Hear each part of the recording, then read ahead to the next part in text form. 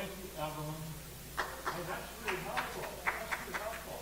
Let's say hello to Dr. Jeff. All right. Hello. All right. Yeah. You'll check your molars on the way out and give you maybe a discount. By the way, on the way out, we have some donuts from Everlasting Cup. And are they great? So enjoy them. Thank you, Doctor. Thank you. Pleasure to be back. Thanks for coming. Let me get my computer started here. Hopefully we won't have a problem with the slides like we had last time. But if we do, Jennifer's back there on duty. She'll change the slides for us. This was the, how many of you were not here last week? Okay, Pastor Bob will have some handouts to give you from last week, so you'll have all the PowerPoint slides that we had last week.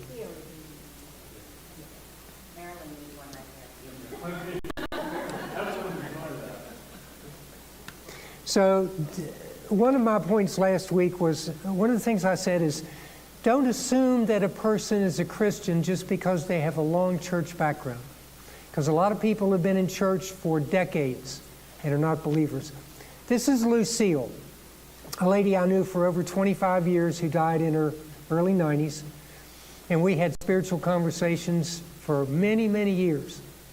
And she had spent 80 years in a formal church and never heard the gospel.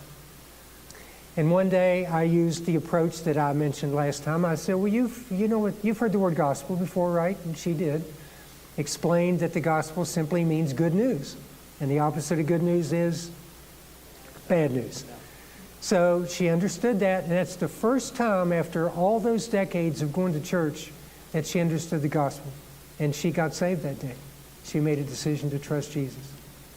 Now, let's say that you're talking to someone or you know someone who's getting some spiritual input somewhere, and you don't think they're hearing the gospel there. What's the best way to get them to come to church or to a Bible study with you? I mean, besides invite them. Well, you could ask if you could go with them, right?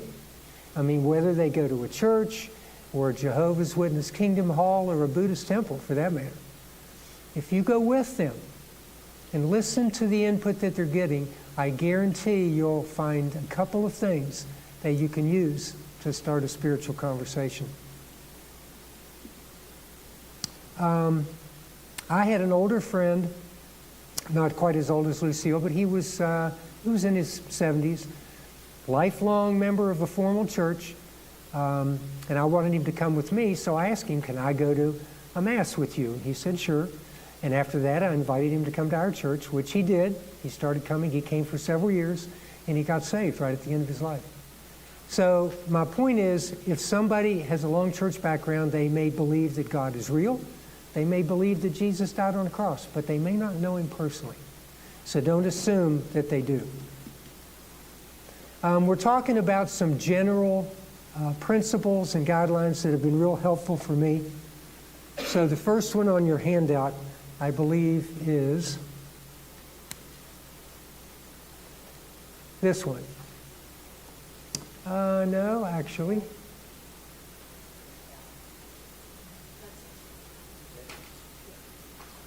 Well, my point is, inviting people to come to church with you is very important.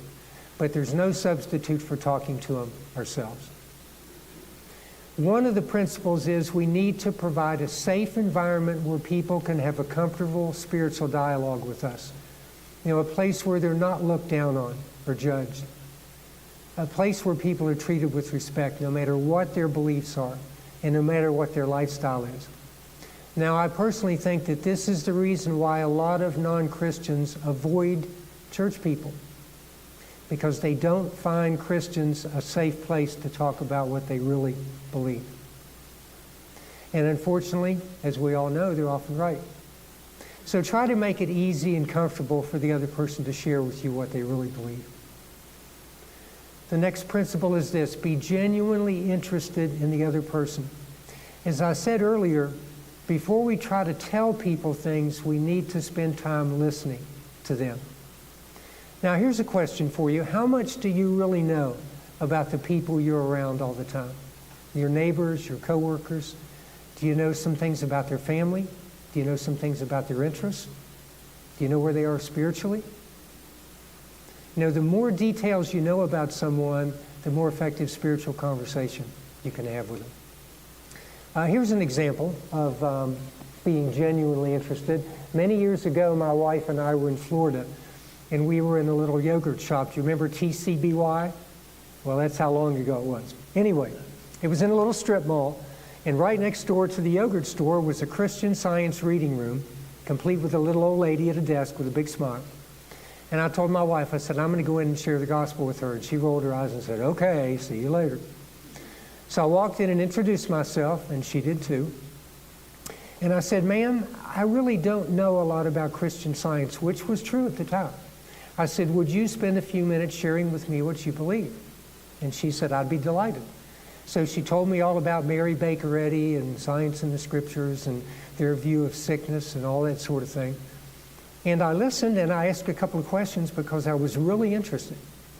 And then after she was finished, I said, ma'am, would you be okay if I shared with you what I believe? And she said, sure.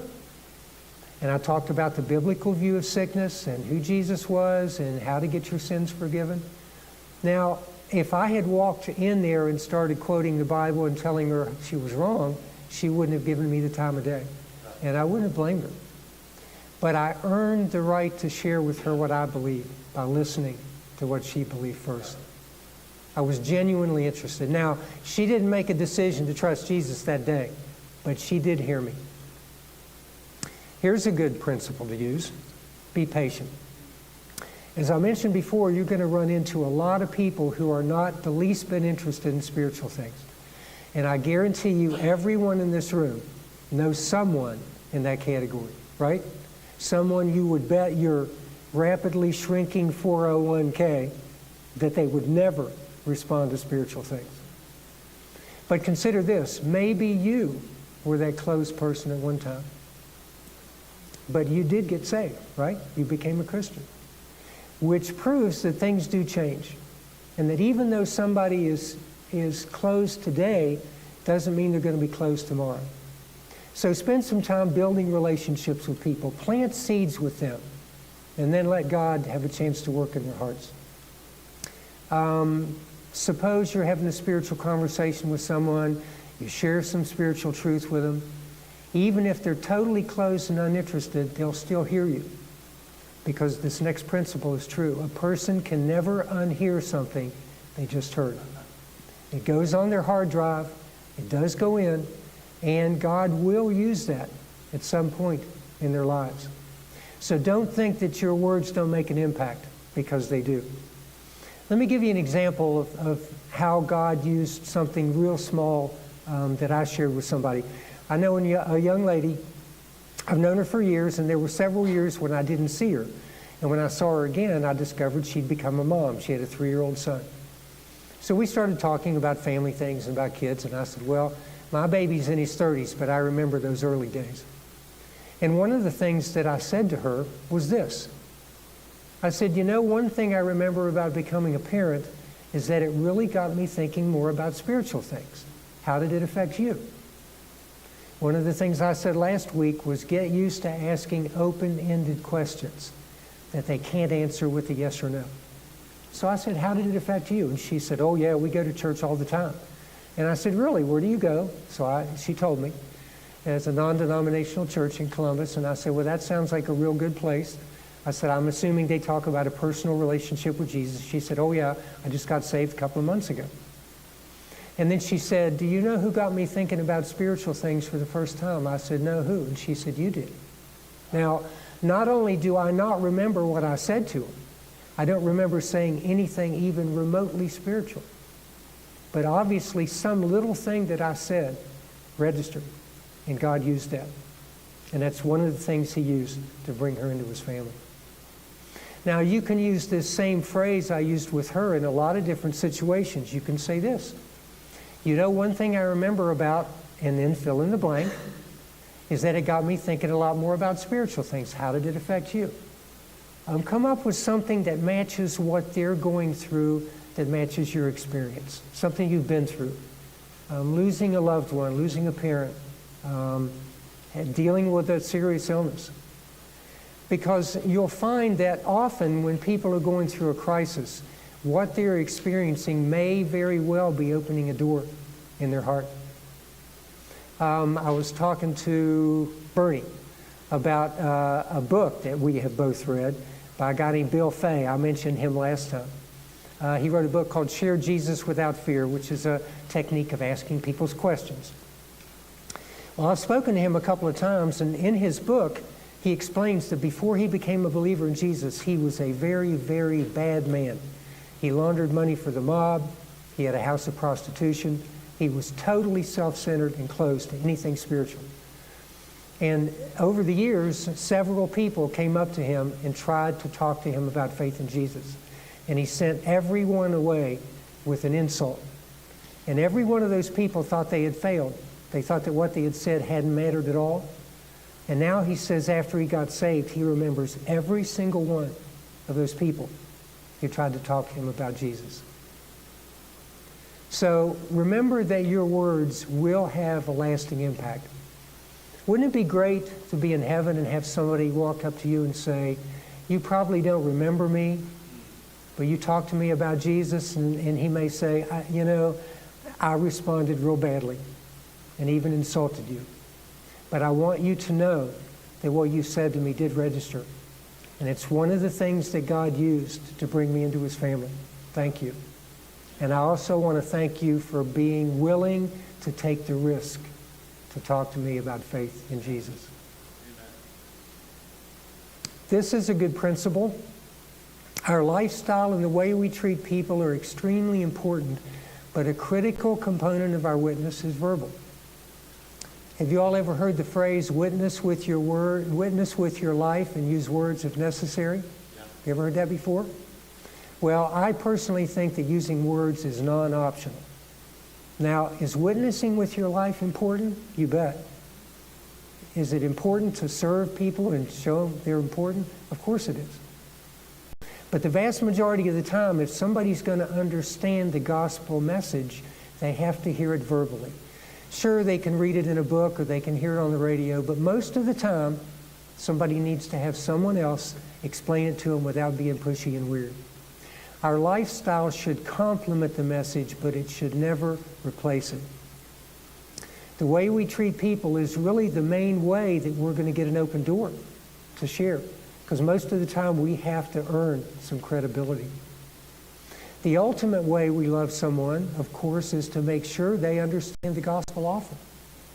Yeah, we can love and serve people in many different ways, but the ultimate way we show them love is to explain the gospel. Have you ever noticed how much wisdom there is on bumper stickers? You ever read bumper stickers? Yeah. My favorite one says this: the truth will make you free, but first it'll make you mad. And that is so true. The gospel message is very offensive to a lot of people. So don't be surprised if that person's first response is not real positive. Now, what should we do if we do get a negative response with someone when we share spiritual truth? Well, the first thing we should do is we should evaluate what we're saying and how we're saying it to make sure that they're not offended by what we're saying. If somebody's going to be offended, they should be offended by the message, not the messenger. Yes. So let's be real careful. When you are being gracious and not pushy and you do get a negative response, don't get discouraged and think you failed, because you haven't. Now always remember that the results are not up to you. The results of that conversation are between them and God. God's business is convicting people. Our business is talking to them in a gracious way. So if somebody looks at you and says, I don't believe any of that, fill in the blank, you could say, really? I'm curious, what do you believe? And if they tell you, simply ask them, why do you believe that? Ask them if they think it's really objectively true. Ask them what the evidence is that they believe that. A lot of people do not base what they say they believe on evidence. I have a friend of mine in Columbus who's Jewish, He was in dentistry and retired several years ago, and we were at lunch several years ago. We started talking, and of course spiritual things came up, and I pointed out that all of my heroes in the past are Jewish.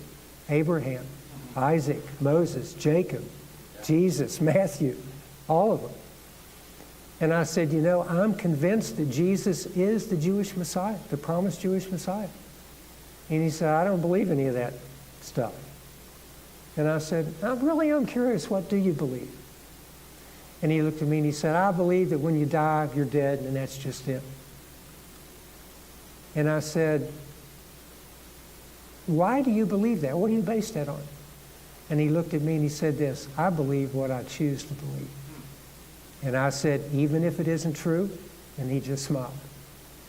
So at least he was honest. A lot of people make a choice to believe something quite apart from evidence. So it's real important to ask people why they believe what they believe. And if the person you're talking to has a very negative response, that's okay. But don't write them off and assume they're going to be closed forever. And there are two real good reasons not to write them off. Number one, because sometimes, not always, like faith, sometimes the most hostile, negative person is the one who is most convicted of the truth. Second, that person may not be so closed in the future. So if you do get a negative response, continue to build a relationship with that person. Continue to show them they're important, love them, and serve them. Like the Jewish lady who helped save Bob's life, he followed up with her for 20-some years before she got saved. So don't give up on those people. Here's something we all know. We need to really listen. To have a real effective spiritual conversation with somebody, it would be really nice to know where they currently are. As one author put it, we need to know where they are currently spiritually, not where we want them to be. We need to know what their past experiences were.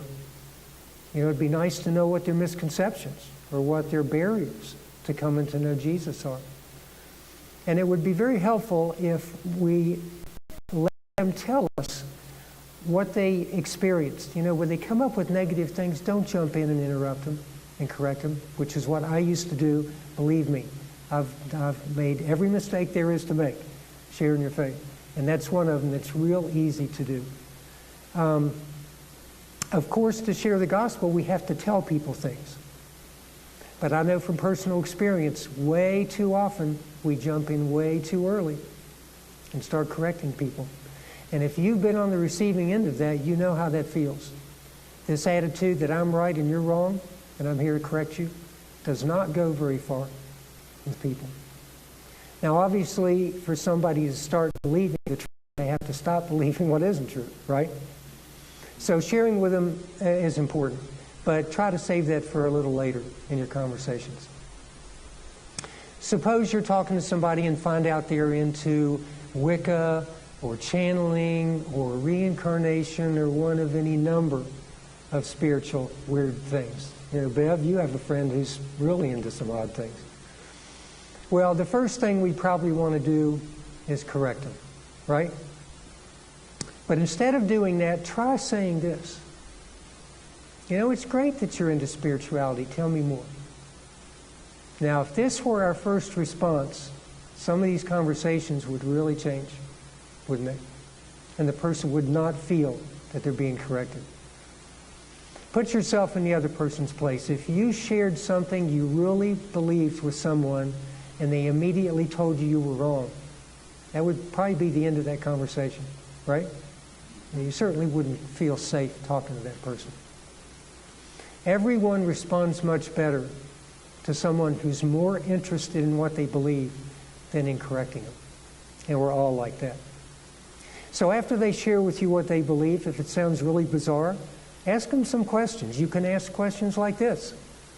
Well, what attracted you to that belief in the first place? These are nice, open-ended questions. They can't say yes or no. They have to say something. Or you can say, what positive difference does that make in your life? And then really listen to what they tell you. Because when you say to somebody, I really want to know what you believe, and they sense that you mean it, it goes a long way. And you'll be surprised how many arguments you can avoid. But at some point, it's okay to challenge people on what they believe. Some years ago, I spent some time with a college group at our church. And I went as the student, not the teacher. I wanted to ask them, what really was the first thing that got you interested in investigating Christianity? And almost all of these college kids told me this. They told me two things. First, somebody built a relationship with them, somebody who wasn't pushy and weird. And second, eventually that person challenged them on why they believe what they believe. Questions like, why do you believe that? Or what do you base that on are very valid.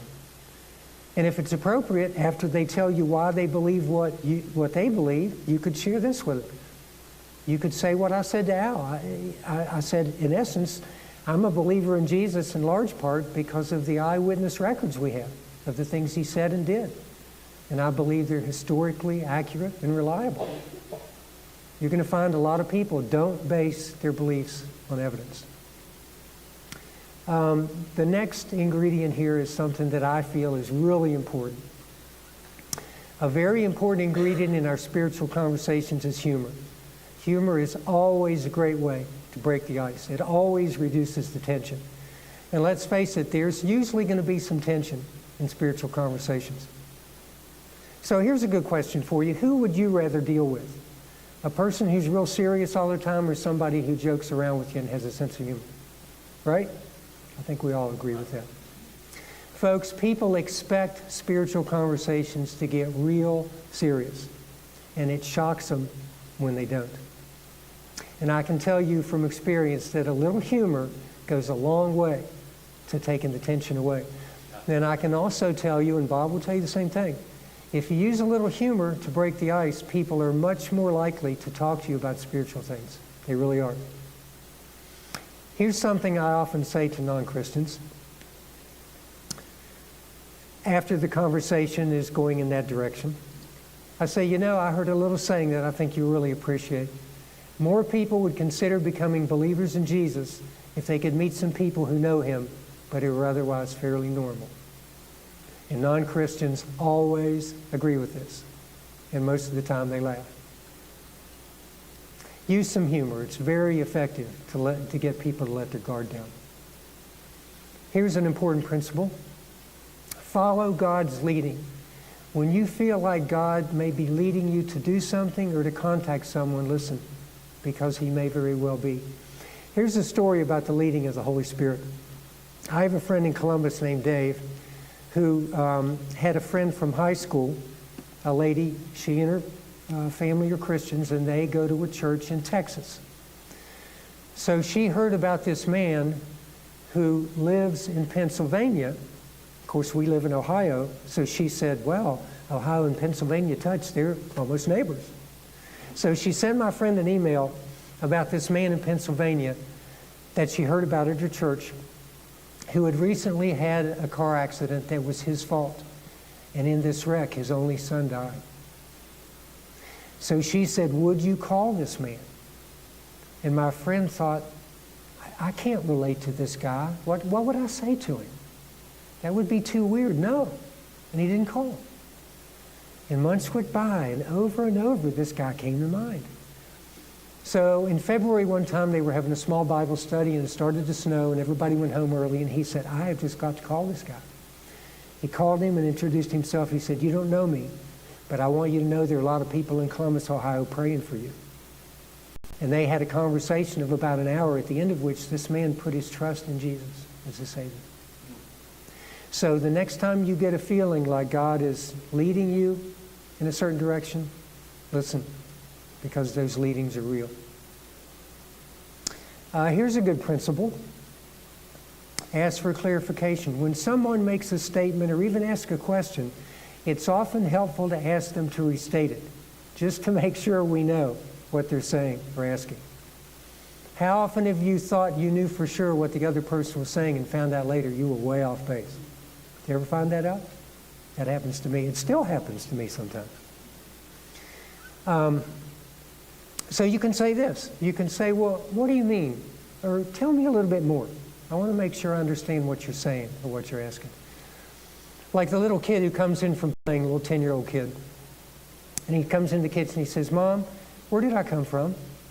And she's like, oh man, I knew this was coming. So she gets out her materials. She goes through the whole birds and the bees. And afterwards she looked at him and said, now do you have any questions? He said, yeah. Timmy said he came from Pittsburgh. I want to know where I came from. So make sure, it's wise to stop and make sure you know what the other person is saying or asking before you give them an answer. Especially when we're talking about spiritual things. Suppose somebody says this to you. How could a good God allow so much suffering in the world? Now, everybody has heard that or will hear that. Instead of jumping in and giving them a theologically correct answer, you might try something like this. That's a good question and a fair one. But I'm curious, has something happened in your own life that makes you question whether or not God is really good? And then listen to what they tell you.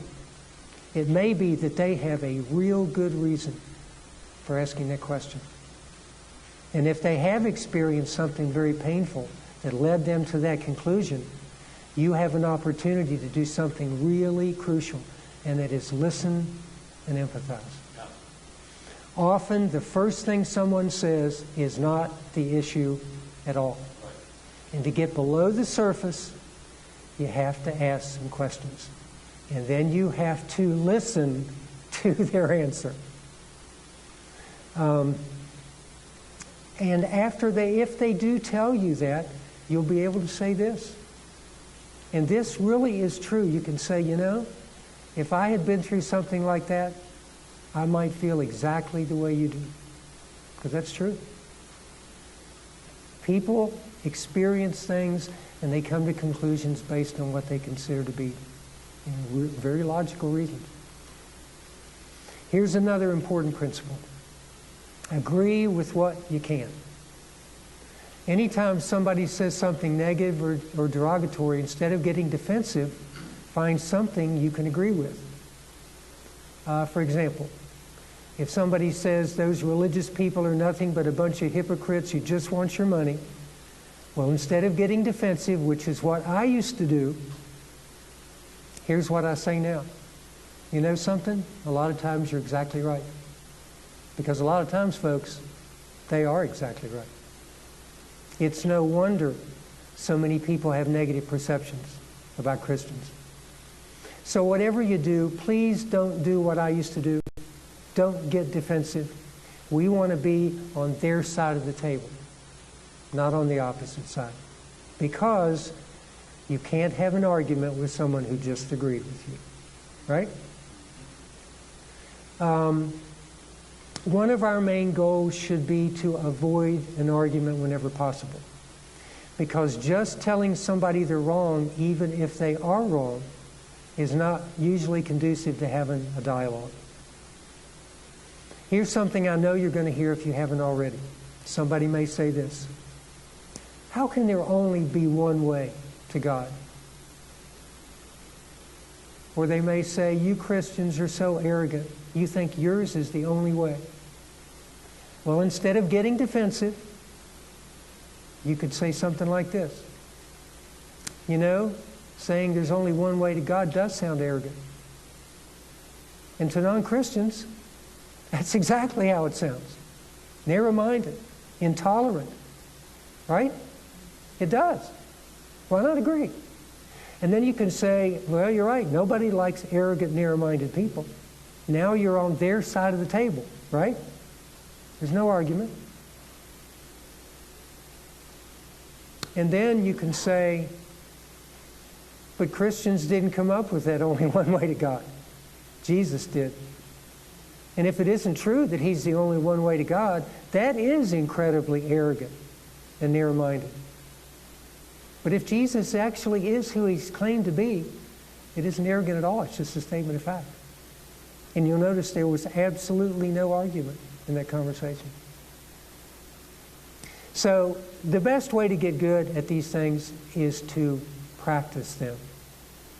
I would urge each one of you to get together with a couple of your Christian friends and practice some of the things we're talking about. Talk about some conversations you had that didn't go very well. Talk about some conversations where you could have planted a seed, but you didn't, and something that you could have done differently. Come up with some negative responses or misconceptions that people have and what you might say next time you hear that. Practice coming up with things that you can agree with. Come up with some of the negative things you've heard and part of that you can agree with. Here's another principle I think we're all aware of. Find some common ground, because people always respond better to someone they have something in common with, right? Let's say you're on vacation in California and you're walking through a mall and you see somebody wearing an OSU sweatshirt. You are going to have a conversation with that person, right? Because you have something in common. The best way to find things you have in common with the other person is to actively look for them. And there's a phrase you're going to hear all the time, actively look. These spiritual conversations are not going to happen just because you took this workshop. It is not going to happen. You have to go out and intentionally start them. And I know that's the scary part for you. It's the scary part for me. But if you take these things and you practice them, I mentioned last time, if you weren't here, my suggestion is when you hear something that really resonates with you that you think you might be able to start doing, circle it in your handout. And then go back in a couple of days and only review the ones you circled. And then pick one, just one, and try to put that into practice. Here's a good example of finding common ground. I have read the Quran. I have slogged through the Quran twice, all 114 chapters. Not in Arabic, okay, in English. And on occasion, I get to use that with someone. I was talking to a young man from Mauritania, I believe, a country in Western Africa. And after a while, I asked him, where are you from? Mauritania. Is it a Muslim culture? Yes. Are you a Muslim? I am.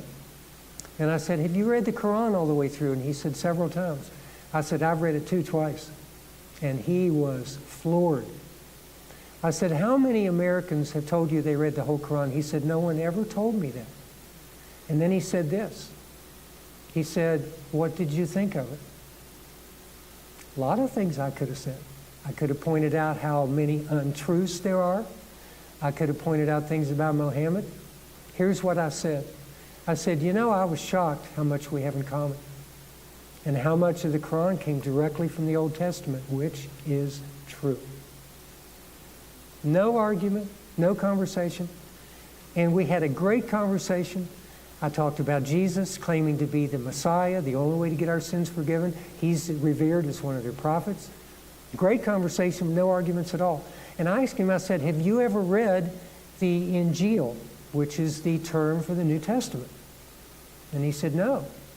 And I said, would you be willing to read it if I gave you one? He said, yeah. So I gave him a Bible. I keep Bibles around for just such a purpose. And so he said, well, how can I get this back to you? I said, you don't need to, it's yours, which really impressed him. And so he came back in, this was at my office, he came back in a few weeks later and he looked at me and he said, you know what the biggest difference between you and me is? I said, what? He said, the issue of who Jesus is. I said, you're absolutely right. Now, hopefully I'll get to talk to him again. But if I don't, I planted some good seeds. Yeah.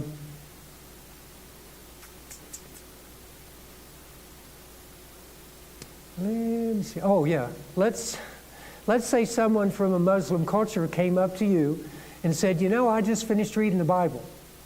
Would you be willing to have a spiritual conversation with that person? Of course you would. Like I said, there are spiritually open people all around us. Now, Pastor Bob's got all kinds of stories, probably more than I have. You are going to find open people in the most unlikely places. Well, let me put it this way.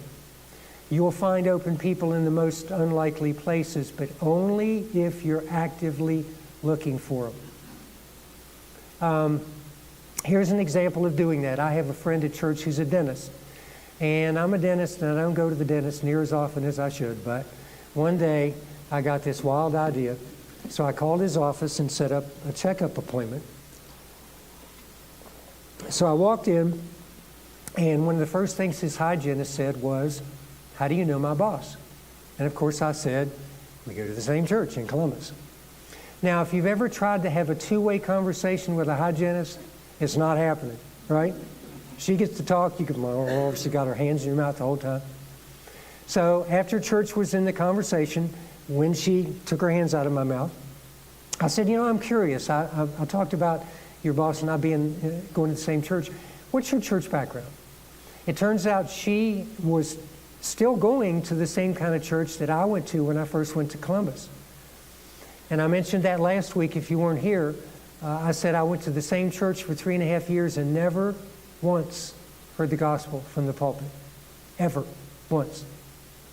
And so in the course of the conversation, I told her that. I said, I went to the same kind of church and I never once heard the minister talk about a personal relationship with Jesus. Making a personal decision. How did they present that in your church? Well, they didn't. So a couple minutes later, I said, "Can I share something with you?" She said, "Sure." I shared the bad news, we're guilty. Well, I'm all over that. And the good news, a decision to trust Jesus. At the end of the cleaning appointment, she sat me up, sat up on her stool, and prayed to trust Jesus.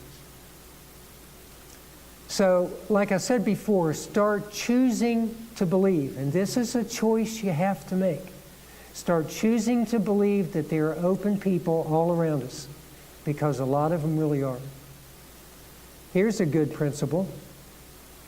We want to win the person, not the argument. Well, some of us love to win the argument, right? So, come on, some of us do. But winning the argument is usually not how you win people.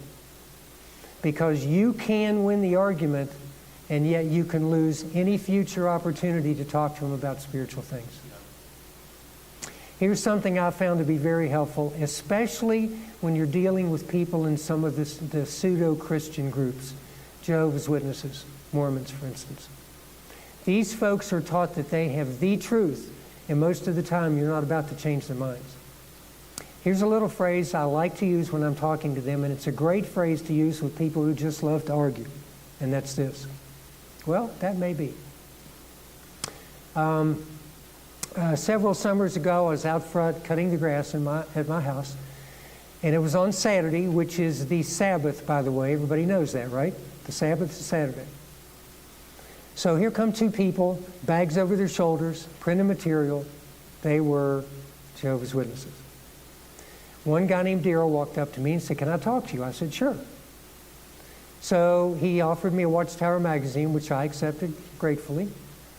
And so he told me, all of their spiel about the Watchtower. And I said, "Daryl, I have a question. Can you answer a question for me?" They love your questions. They have an answer for every one of them. And I said, "How can a perfect God let sinful people into his heaven?" He said, "I'm not going to go to heaven when I die. I don't even want to go." And I was surprised, and I said, "Well, why?" And he said, "Well, Jehovah's going to restore this same planet we're standing on back to its original shape, and most of us are going to live here forever." Now, would it have been helpful for me to have a long conversation with Daryl about that? No. The real issue was, does Daryl know Jesus, right? So I said, "Well, Daryl, that may be." Argument over before it started. And then I said, "But that still doesn't explain how God's going to deal with our sins." And I went on to explain the gospel, and he really listened. And he listened because I wasn't argumentative, and I listened to him first. So when these people come to your door, don't close the door and send them away. Talk to them. Ask them some questions. You may plant a seed with that person that'll be the first step in them coming out of Mormonism or out of the Watchtower into God's family. Let's talk a little bit more about people's negative perceptions. Dealing with people who have negative perceptions of Christians which, believe me, folks, is a great majority of the people in this culture. It's true.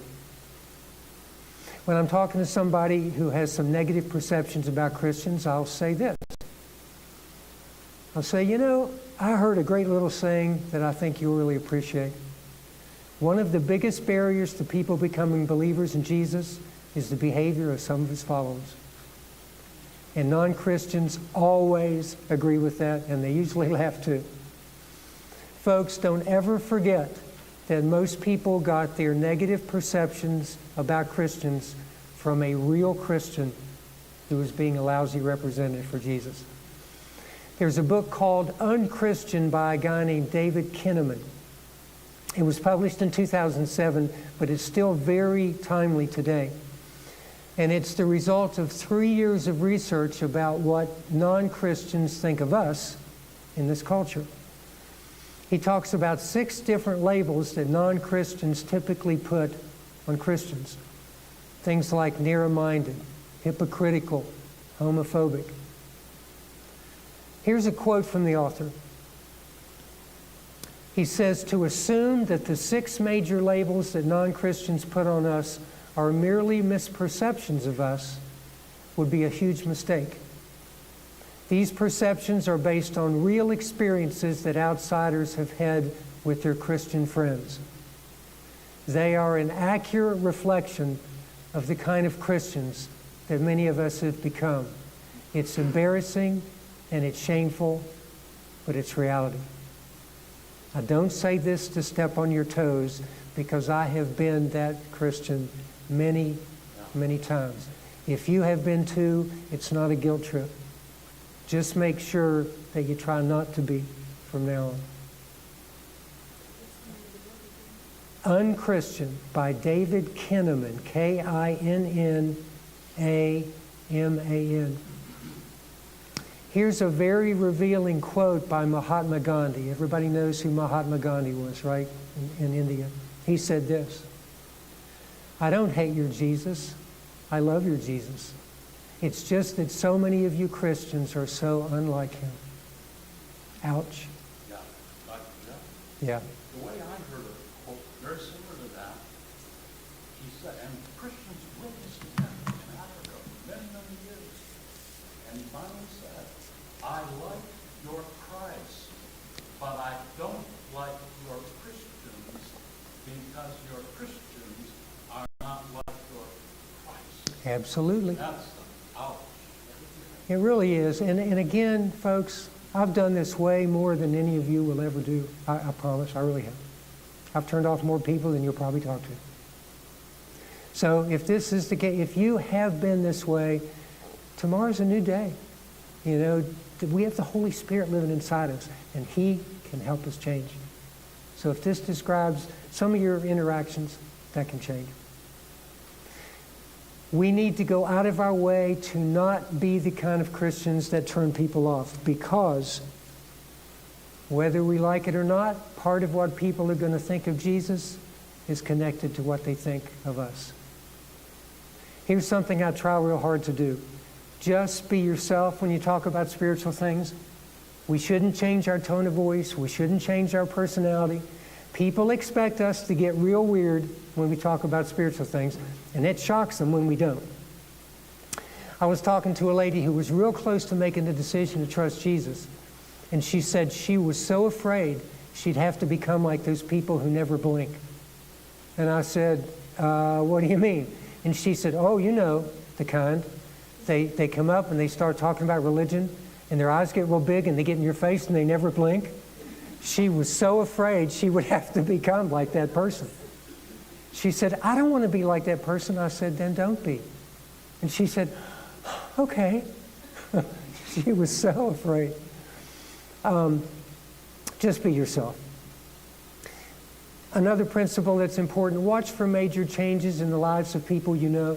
As I mentioned before, these kind of life changes often open a door in their heart for God to do some work. Years ago, I was walking through our neighborhood handing out flyers for a block party we have every September. I gave one to this guy who was out in his driveway, and I'd met him a couple of times. All I knew was his first name. And so we started a conversation, and I asked him about his family and what was going on in his life. And this guy was really going through a crisis. His 12-year-old daughter had suddenly died for no reason. And he was terribly distraught. And one of the things I said to him, I said, you know, God really does exist. He really is there. And he understands what you're going through. And he said, you know, you are about the 10th person this week who said that to me. And I said, well, maybe he's trying to get your attention. And we had a long conversation, at the end of which he prayed right there in his driveway to trust Jesus. So keep your eyes open for those kinds of changes, because they often open a door. Let's say you're talking to somebody who's dealing with a serious illness. And the older we get, the more often this is going to happen. I have a friend who was diagnosed with a pretty severe case of multiple sclerosis, and he knows this is likely to be terminal, and he knows I'm a hospice volunteer, so we started talking about end-of-life issues. And during this conversation about a serious illness, it was very normal to ask him this. Well, Bob, when you do die, do you know where you're going to spend forever? And he gave me the standard answer, which is heaven, I hope, right? That's what everybody says. Well, I hope I'm going to heaven. So I said this, well, if there were a way that you could know for sure that God would accept you when you die, would you know would you want to know what it is? He said, sure. So I asked him about his church background. Turns out he grew up going to church.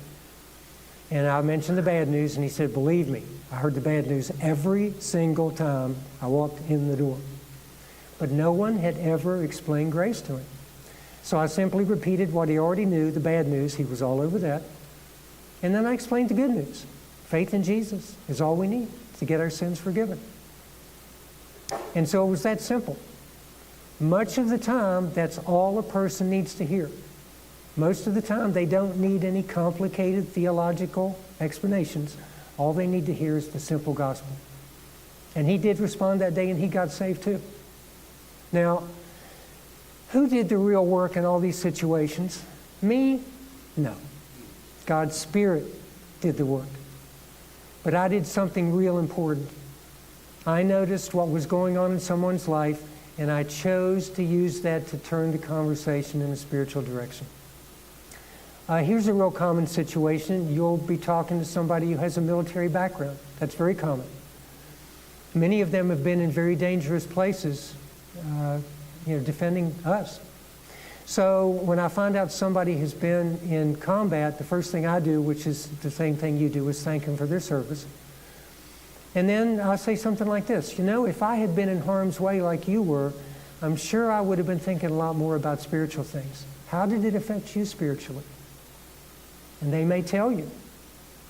I was talking with a young man who was getting ready to go on a very dangerous assignment.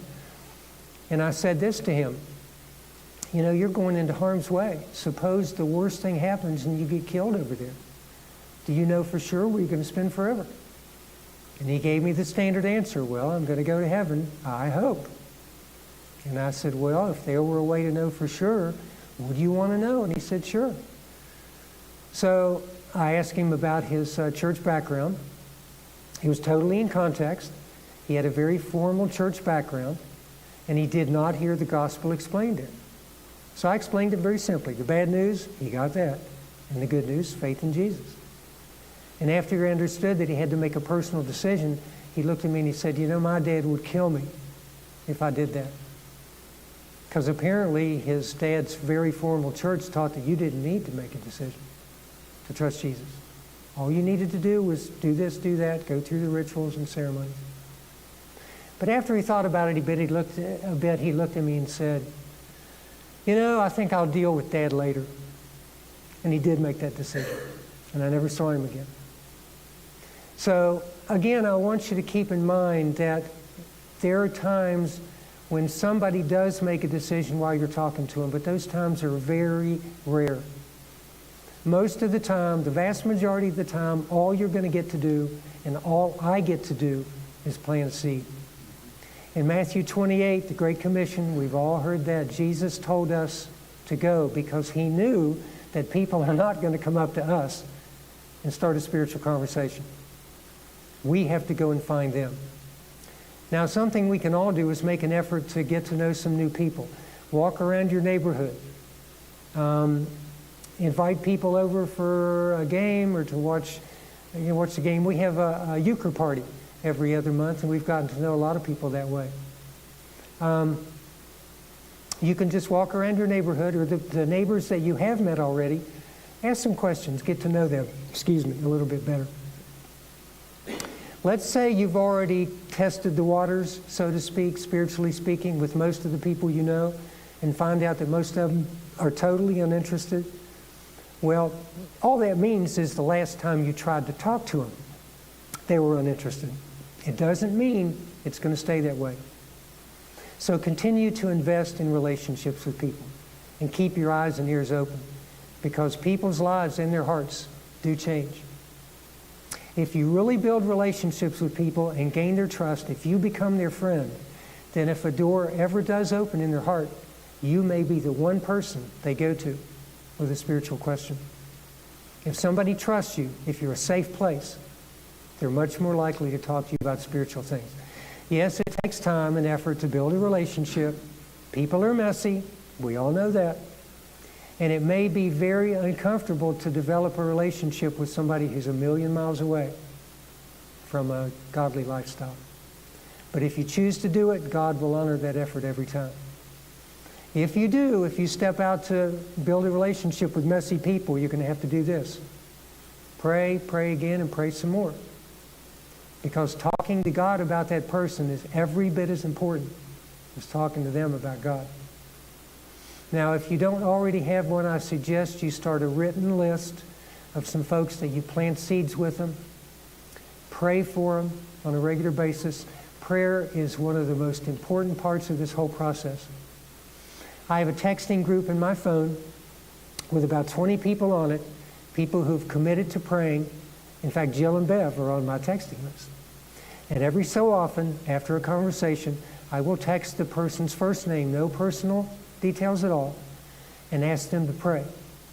And we've seen some incredible results of this. So write down the people's names that you plant seeds with and pray for them. Ask a few of your committed Christian friends to join you. Now, one of the best ways to get motivated and stay motivated to have these conversations is to do this. Spend time with people who are into sharing their faith. Get together with a couple of Christian friends. I have two guys that I have met with for years. Every other Saturday, we get together for breakfast, we pray together, and we go to a private place and we go through books on sharing your faith. And this is one of the best things that I do. This is one of the most motivating things that I do every other week. I want to mention a few more examples of bringing up spiritual things in ordinary, everyday conversations. This is Bob and Floyd's Tire Store in Portsmouth, Ohio. Now, if you live in Portsmouth, this is Bob and Floyd's Tire Store. And you go to Bob and Floyd's to have tires put on your truck. Now, I can talk like that. I'm from West Virginia. So, my wife grew up in South Shore, Kentucky, which is right across the river from Portsmouth, and they have one stoplight and one Speedway gas station. That's all there is. I spent a lot of time in South Shore and in Portsmouth. So in the summer, what people do is they lean up against that picture window and they get tires put on their truck. So I was down there one time. It was on a Friday. I don't work on Friday, not to rub it in, but I don't work Thursday afternoon either. 3.5 days a week. So anyway, I was down there on Friday. I was minding my business. I was standing right there, leaning up against the window with my foot up and my arms crossed, kind of like this guy in the hoodie. Now, I have a Kentucky Wildcats cap, which gets me in anywhere down there near Kentucky. Had my cap on. So a guy was over there where the guy in the hoodie is, and he turned to me and said, "Hey, how you doing?" "Oh, good. How are you?" He started the conversation with me. "So, how you doing?" You know, we started a conversation, and I said, "Are you here on your lunch break? You know, this is a weekday." And he said, "No, actually, I'm on a temporary disability." He said, "I had a bad car accident." I said, "Really? What happened?" And he told me. And he told me he had had a couple of other wrecks. He had a motorcycle wreck. He got hit by a truck. And I said, man, sounds like God has given you a second chance at life. And he said, oh, yeah. And I said, he's done the same thing for me many times. I said, in fact, I go to a church up in Columbus, and I have several friends who can say the same thing. And then I said, if you had died in one of those accidents, and this was like a half-hour conversation. This wasn't the first thing I said. If you had died in one of those accidents, do you know for sure we're going to spend forever? And he said, no. And I said, would you like to know? And he said, yes. So I asked about his church background, gone to church as a kid, never understood grace. So I just explained it. And I said, on your way home in your truck, you can make that decision. You don't have to do it with anybody. And they called his name, and he went in and paid his bill, and he came over and he said, thank you very much. I said, you're welcome. So he went and got in his truck and started out of the parking lot and stopped and turned his truck off and came back to me and shook my hand and he said, thank you so much. I really appreciate it. Now, if I had been thinking more clearly, Bob Evans was right across the street and I'd have said, do you have time for a cup of coffee? But I didn't. And he left and I never saw him again. Wouldn't it be cool to see that guy in heaven and have him come up to you and say, that seed that you planted with me really took root.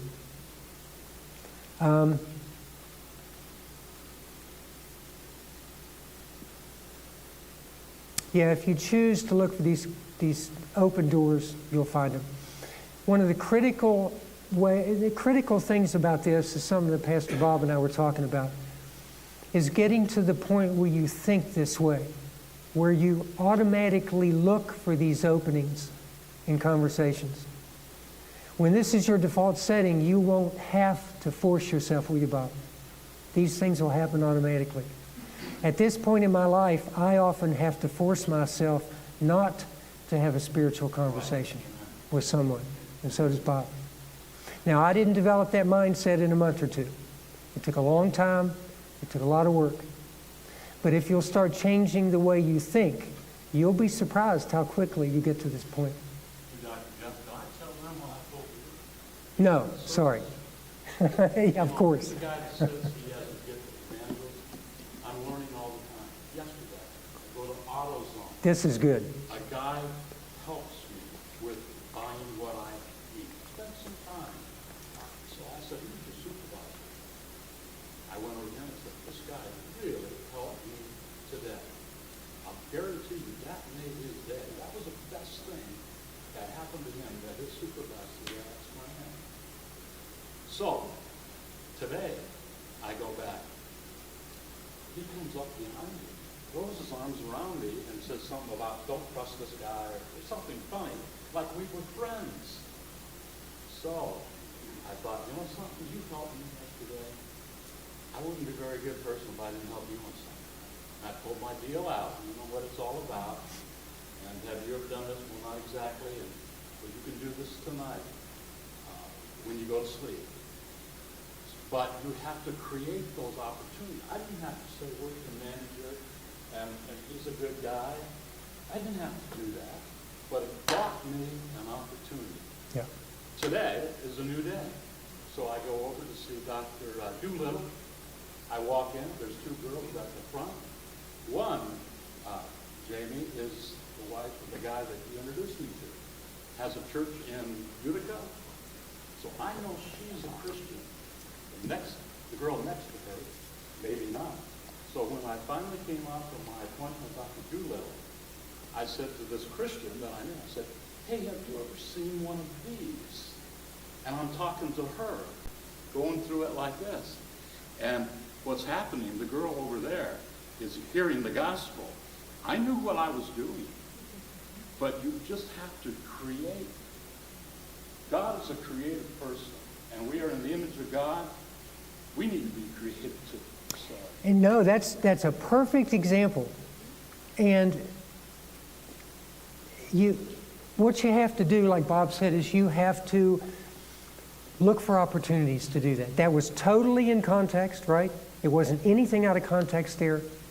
There are a lot of times, and this even happens to me still, there are a lot of times when I just can't find a way to do that while I'm having the conversation, and not sound out of place. There are times that happens.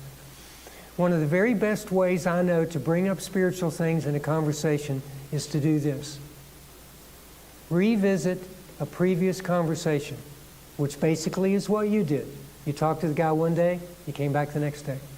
But in order to do this, you have to remember details of that previous conversation. There are going to be a lot of times when you'd like to turn the conversation around and you just can't figure out how to do it. It'll be real frustrating. And it still does happen to me on occasion. After the conversation is over, take the time to write down some of the things that they said in that conversation. Then you can go back to them and you can say something like this. You know, I've been thinking about something you said to me. Or, you know, when we were talking before, you said, or you told me. Now you're right back in the same conversation and you can say what you wish you had said the first time without sounding the least bit awkward. Now put yourself in the other person's place. If they said to you, you know, I've been thinking about something you said to me. Wouldn't that make a positive impact on you? That they cared enough to remember something you said? Sure it would. It would me. So I would like for you, when you leave here tonight, think back a day or two or a week or two to a conversation you had with someone who isn't a believer in Jesus, someone you'd really like to talk to about spiritual things. And I bet now you can remember something that you could have used to turn that conversation around, but you didn't know it at the time. Now you can go back to that person and revisit that previous conversation. The only foolproof way to remember these details is to write them down soon after the conversation. Now, some of you probably have a workplace situation where you have limitations on spiritual conversations that you can have. So if that's the case, here's a way around this. If you work around several people, the next time you're with a group of people at work who's talking about non-work related things, instead of participating, sit back and listen. And remember a couple of things that someone says to someone else that you could use. And then next time you're alone with that person on your own time, okay, not on the boss's time, at break or lunch, say, you know, I remember something that you said when we were talking the other day. And they'll ask what it was. And then you will have thought about what they said and you'll have a way to turn the conversation around. Speaking of limitations, it's often not good to try to have a spiritual conversation with someone while they're on the clock, while someone else is paying them to do their job. But there are ways to do that. Here's an example. At my office, I had the carpet replaced a couple of years ago, and the previous carpet was glued down. And if any of you ever tried to take it up, it's a nightmare. So I was there all day with them, and I was helping them. I was down on my knees, with the scraper, pulling up carpet and taking up trim. I wasn't slowing them down, I was helping them. And so during the conversation, during that time, I asked them some questions, found out about, spiritually, and I gave them each a little book when they left, which they thanked me for. So that's just an example. Be careful about trying to have a conversation, a long one, with somebody while they're on the clock. Wait until, a more opportune time. Let's say you're having a conversation with somebody who's into volunteering or who serves somebody on a regular basis. One of the things you can say is, that must be really rewarding. And of course, they'll agree with you. And in the course of a conversation like that, you could mention something you do. You could say, one of the most rewarding things that I've done lately was, and then add something maybe you did with your church. And then in that conversation, something that I often say is this. I'll say, I think Jesus said it best. It'll make you happier to give than to receive. And then you can say, have you found that to be true also? Totally in context, right?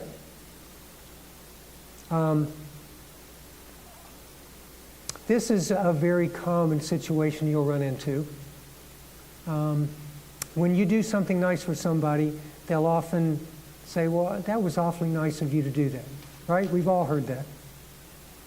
So instead of, you should thank them for that, but then something you could add is this.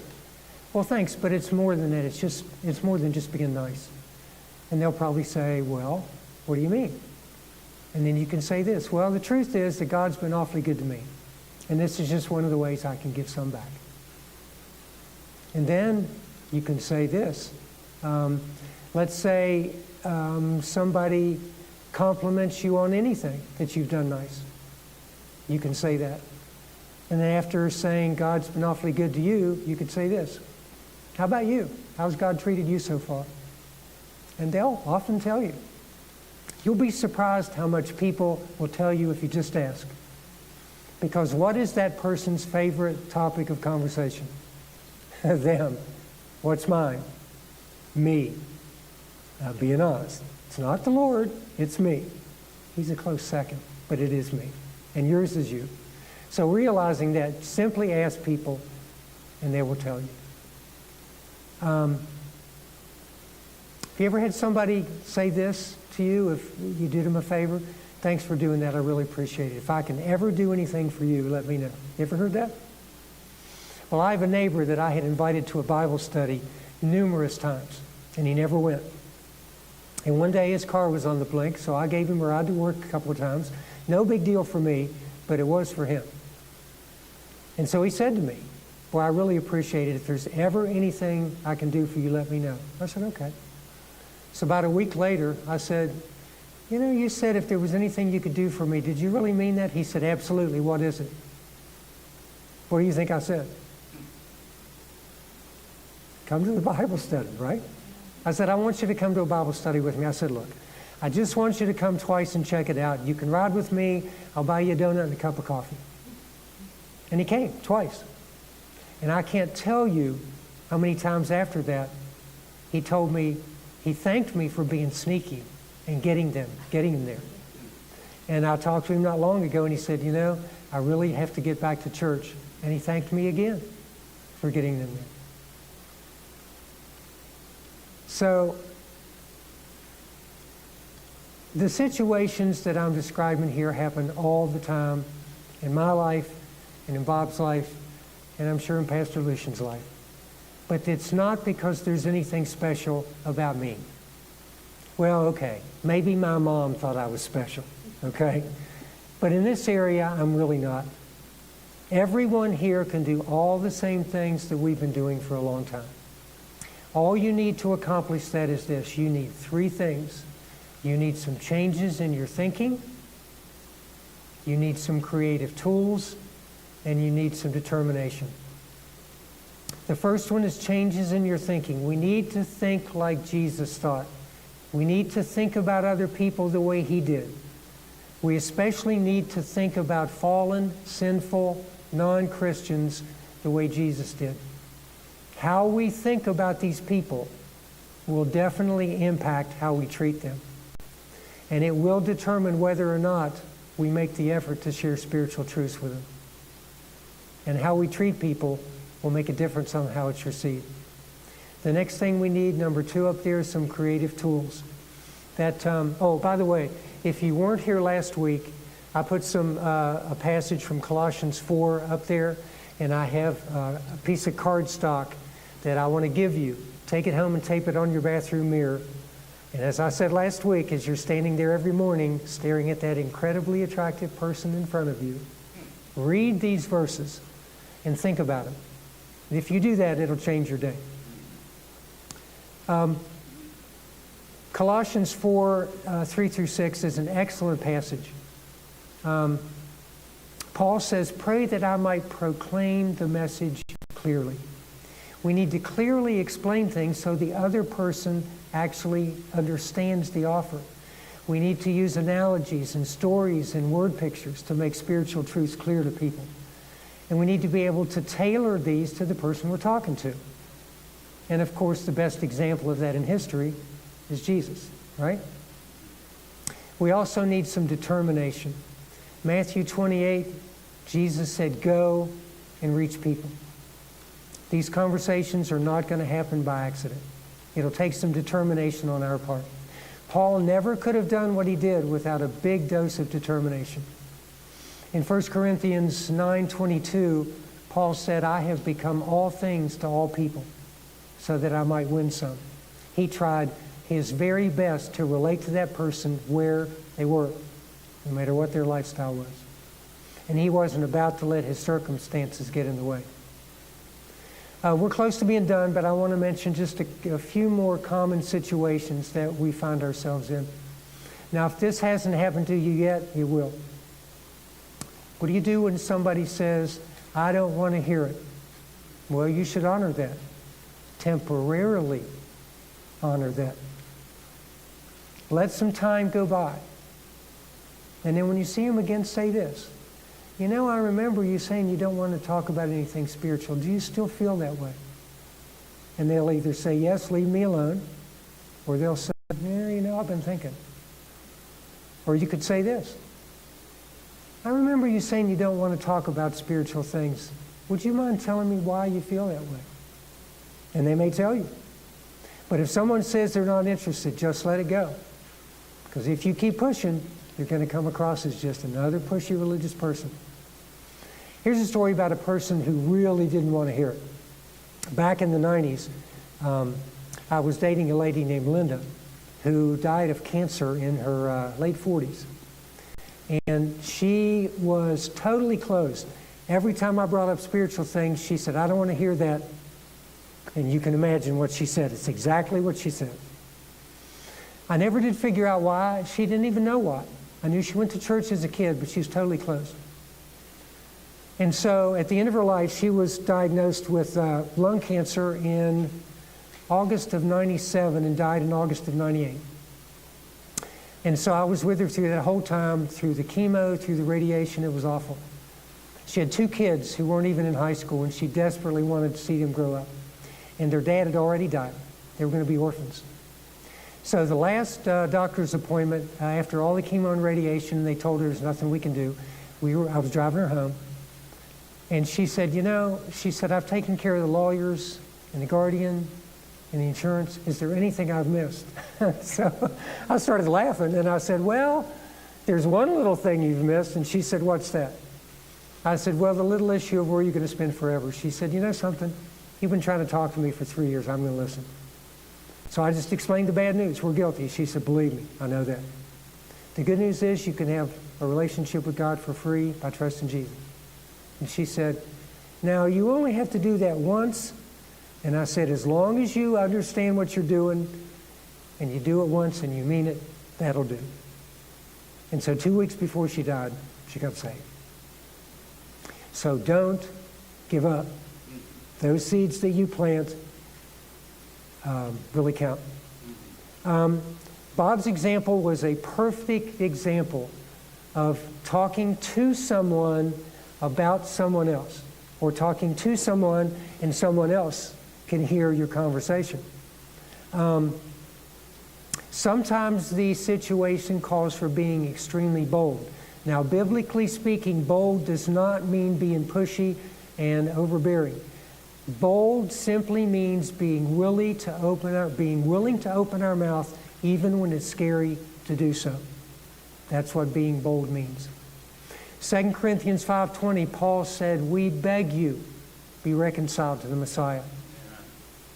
And sometimes it may be appropriate to literally beg someone. I'm a hospice volunteer, and early on, I had a hospice patient who was in his late 80s. His name was Wilbur. And I spent probably 9 months with him every week. And the first time I went to his house, he was a Jehovah's Witness. He had been studying with the Watchtower for 50 plus years. And he knew his Bible forward and backward better than anybody in this room. He knew the content of the Bible. He didn't have a clue about grace. The first time I walked in and introduced myself, he said, Jeff, you know, I'm not sure that Jehovah's going to accept me when I die. And I said, well, Wilbur, maybe we should talk about that. And we did. We had conversations every week. I showed him passages. I talked about grace. He would have none of it. So at the end of his life, he ended up in the VA hospital in Dayton. So one Saturday morning, I got up and thought, well, I'm going to go visit Wilbur. So I drove to Dayton, walked into his hospital room, and he was actively dying. He was really close. But he knew me, he recognized me, and he was real glad I came. And I took his hand and I said, Wilbur, pretty soon you're going to be standing in front of Jesus. I am begging you, open that door and let him in. And he did. And 6 hours later, he died. So again, the seeds you plant really do count. Sometimes God will drop someone who's spiritually open right into your lap. One Sunday night, several years ago, I had a friend in the hospital. Went over to visit him, and I walked in, and there was a young lady there. He was a friend of his from another group he was involved with. And one of the first things she said was, how do you guys know each other? Well, we go to the same church up in the North End. So we started a conversation. I asked about her church background.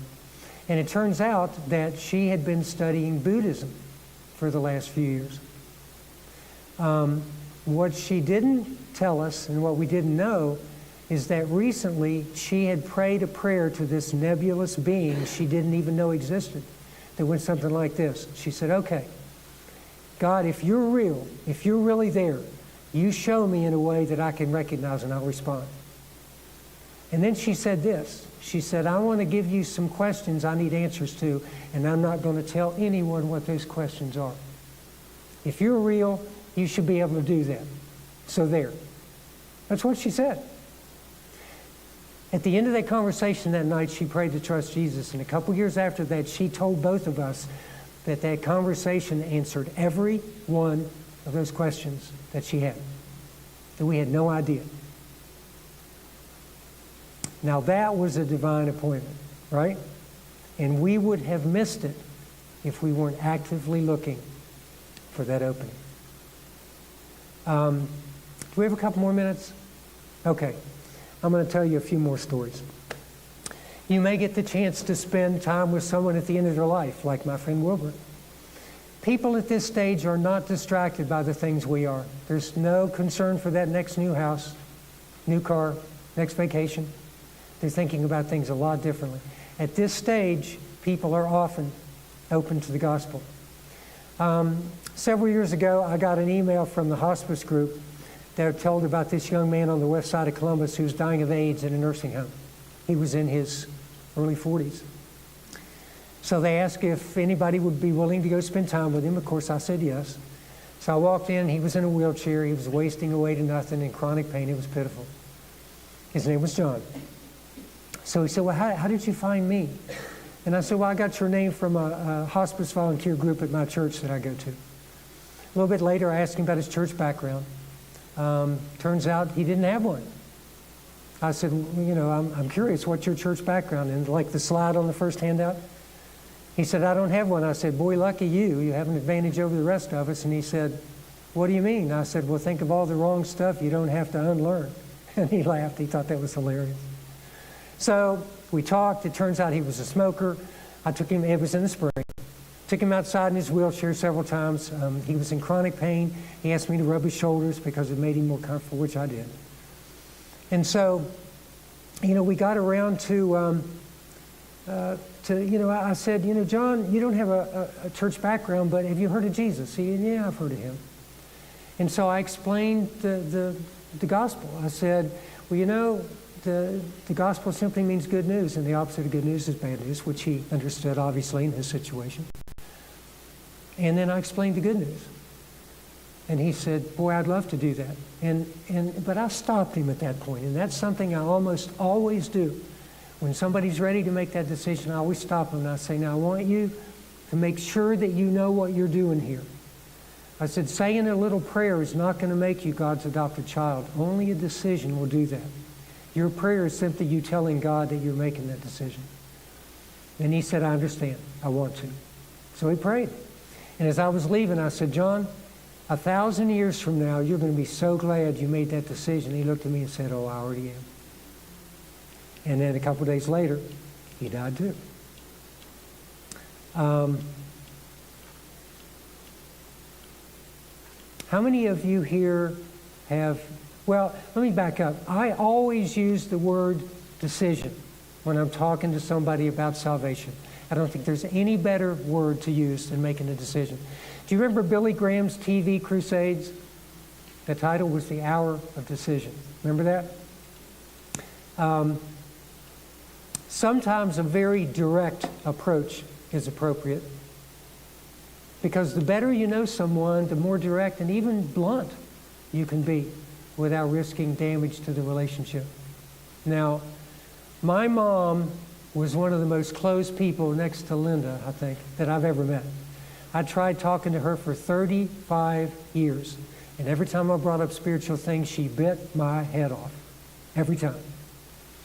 So, I won't tell you the end of the story, but she did get saved 2 weeks before she died. Shocked me to death. Anyway, my dad died in the early 90s. So I was down there for a weekend. He knew he was dying. He had throat cancer, and he was going to have some outpatient surgery on Monday in Charleston, West Virginia, where I grew up. So I told my mom, I'll come down there on Friday and spend the weekend and get him to his surgery on Monday and, go back and run my office the rest of the week. She said, okay. Went down on Friday.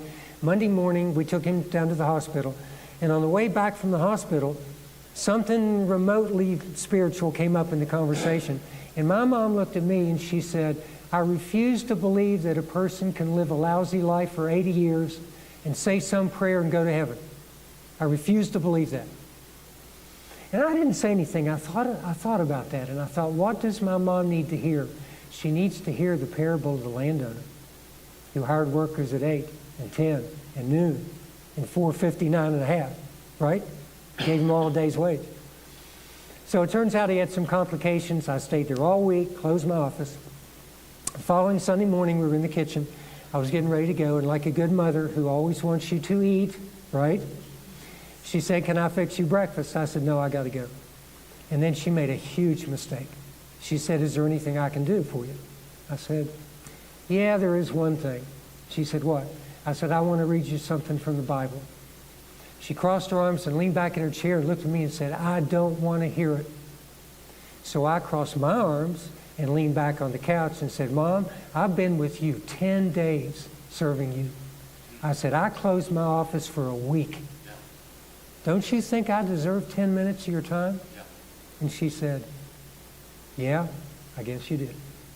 I read her the parable. And I said, Mom, was it fair that that guy hired at the last got the same wage? No, it was way better than fair. And my dad, who was a believer, was sitting there the whole time, looked up and said, well said. Now, at the time, I assumed that hadn't made a difference at all. But it probably did. Sometimes, like the guy at Bob and Floyd's, started a conversation with me. Sometimes the other person may start a conversation with you. Many years ago, I was in Portland, Oregon for a dental seminar, and as is my custom, I got up early, was walking around town, hoping I would bump into somebody I could talk to. And it was on a Sabbath, on a Saturday.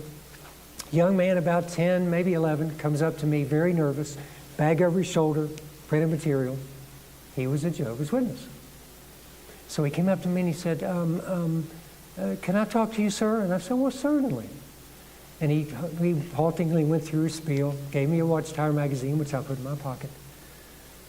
And then I said, if there were a way for you to know for sure that Jehovah would accept you when you die, would you want to know what it is? He goes, yeah. So I explained to him about the good news, and his eyes he'd never heard that. And around the corner came Mom with the toddler in tow, and she heard me talking about Jesus, and she snatched him away like nobody's business. And as he went away, he looked at me and smiled, and I said, pray for you. And I never saw him again. Sometimes when you least expect it, God may bring a spiritually open person in your life, and you may only have 10 minutes with them. Several years ago, I mentioned my older friend who got saved coming to our church. For years, on Friday nights, we used to go pistol target shooting. So I was at the Speedway gas station in Gahanna. You guys are familiar with Gahanna.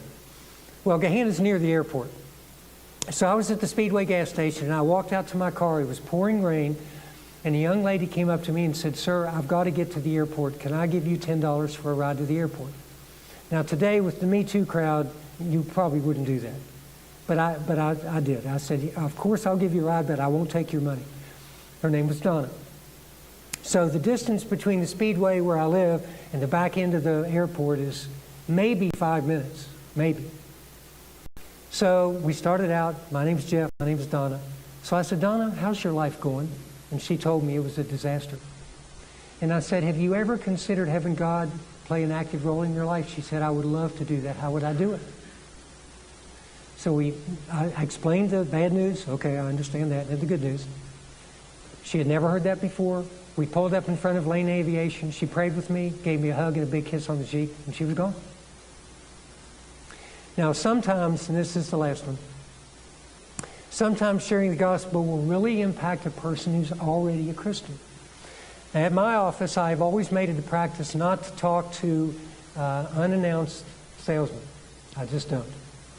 But one time, probably 32 years ago, maybe even more than that, it was at the end of the day, and we were standing around out front, and these two guys walked in, dental salesmen. And I was standing around the corner from the front window, and so one guy said, "Excuse me, can we talk to the doctor?" And for some reason, I know what it is now, but some reason I said, "Okay, yeah, have him come in." So we went back to my office and sat down, and they were trying to get me to sell some product to my patients, and I politely said no. And like good salesmen, they didn't give up, and they, tried to persuade me. And the younger guy, who was just a couple of years older than me, said, "Doctor, you can fund your whole retirement this way." I said, "My retirement's already funded." And he said, "How did you do that?" And I said, "Oh, you're talking about my money retirement. My real retirement is, I got that sewn up because I'm a believer in Jesus and I know I'm going to heaven." And they looked at me and they looked at each other and said, "Thank you," and they got up and left. 2 minutes later, the older guy walked back in and said, "Can I talk to you?" I said, "Sure." Yeah. And, sorry. He said, "I want you to know that I've been a believer in Jesus for decades. And I haven't shared my faith very often." But he said, "The fact that you didn't know us from Adam and you brought up Jesus is going to change my life." So someday I may get to see somebody in heaven who was impacted by this guy. That's right. Amen. So the last thing I want to say is this. Well, there's my cell phone number. If you ever want to get a hold of me, call me. There's my email. The last thing I want to do is I want to encourage each of you to make it a goal to help someone else catch this vision to share their faith. Because you never know what impact that'll have. Many years ago, a young man got saved and somebody else encouraged him to go out and share his faith. And the guy that encouraged him thought, well, that's a very small thing, and it was at the time, but he had no idea the impact, because that young man's name was Billy Graham. So you never know what impact you're going to make. All right, I'm done. So if anybody, Let's stand together. Thanks. If anybody has, any questions, I'll stick around. You want to close this in prayer? You're tall. I got lifts in my shoes. Yeah. Jamie, who were the last people you led to the Lord in your tire shop? When's the last time? There you go. Yeah, you, and they've been to this church at least 2 or 3 times. Yeah. It's, wherever you are. Yeah. Let's, you want to pray? Pray. Close this up? Sure. Yeah, and let's pray for our good doctor here. He wouldn't take a cent for gasoline money or honorarium. It's a privilege. You couldn't give it to him. Nope. So anyway, Well, and then after we pray, the real Marilyn would like us to put $1 up here. That's the real Marilyn. God bless you. Am I praying or are you praying? I'll close this in prayer, if Yeah. that's okay. Lord, thank you so much for everything you've done for each person here. Thank you most of all for paying our debt. Mm-hmm. Thank you for letting us broken, fallen people be your representatives.